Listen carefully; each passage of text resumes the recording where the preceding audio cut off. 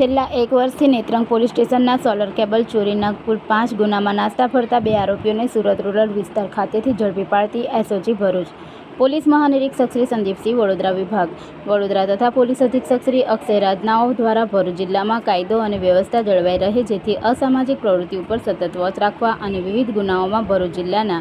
તથા જિલ્લા રાજ્ય બહારના નાસ્તા ફરતા તથા વોન્ટેડ આરોપીઓ પકડવા આપેલ સૂચના અને માર્ગદર્શન આધારે પોલીસ ઇન્સ્પેક્ટર શ્રી એવી પાણમિયા, એસઓજી ભરૂચનાઓએ પોતાની ટીમને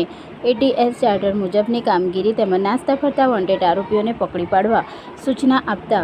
એસઓજી ટીમ દ્વારા જિલ્લામાં અસરકારક પેટ્રોલિંગની કામગીરી હાથ ધરવામાં આવેલ. તે દરમિયાન એએસઆઈ ધર્મેન્દ્રભાઈ જુલાલભાઈ તથા એચસી કીર્તિકુમાર ભાર્ગવકુમાર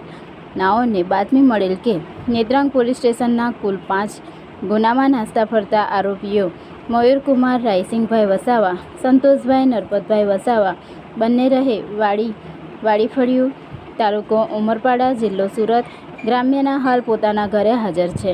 જે હકીકત આધારે તપાસ કરતા હાજર મળી આવેલ આરોપીઓના નામઠામની ખાતરી કરી ઉમરપાડાથી નેત્રંગ પોલીસ સ્ટેશન ભરૂચ લાવી આરોપીઓને બીએનએસએસ કલમ 35(1) જે મુજબ અટક કરી કાયદેસર કાર્યવાહી કરી નેત્રંગ પોલીસ સ્ટેશનને સોંપેલ છે.